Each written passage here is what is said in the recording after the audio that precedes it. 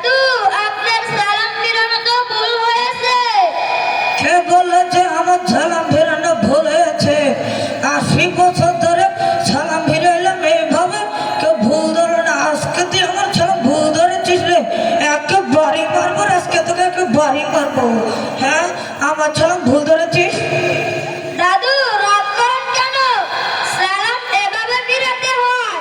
ওয়া আলাইকুমুস সালাম ওয়া রাহমাতুল্লাহি ওয়া বারাকাতুহু। ও, আসলেও তো দেখি নাতি নামাটা ভুল হয়েছে, মুরব্বী মানুষ তো ভুল হয়ে গেছে। দাদু কোথায় যাইতেছেন? তুই দেখছিস না আমি গোসল করতে যাচ্ছিস, একে বাড়ি মারবো কিন্তু রে, একে বাড়ি মারবো। দাদু রাগ করেন কেন?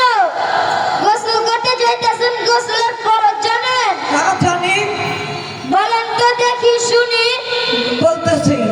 এক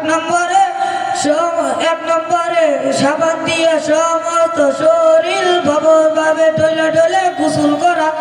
2 নম্বরে গামছা নেওয়া। 3 নম্বরে লুঙ্গি নেওয়া।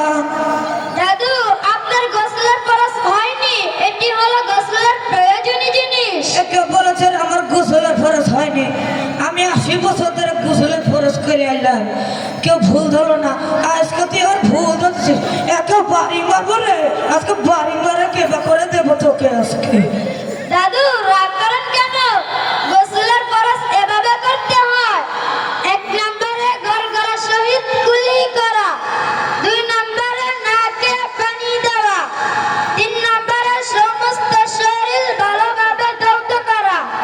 ও নাতি, এটা তো আমার আসলে ভুল হয়েছে, তাহলে তুই কই থেকে শিখছোস?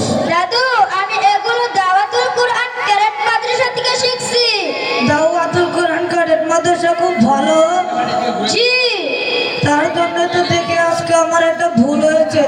আমারও তো 2টা নাতিন আছে, সামনে বছরের জানুয়ারিতে ভর্তি করে চাইলাম, তো কি ভাববো? জি ইনশাআল্লাহ নিয়ে আসেন। এই যে দর্শকেরা, আমি যে একলে আমার নাতিন গুলো ভর্তি করবো এমন কিন্তু না।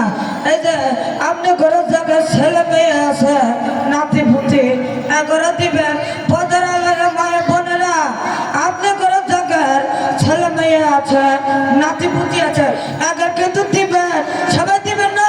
সবাই বলেন ইনশাআল্লাহ। বলেন ইনশাআল্লাহ। আসসালামু আলাইকুম ওয়া রাহমাতুল্লাহি ওয়া রাহমাতুল্লাহ ওয়া বারাকাতুহু।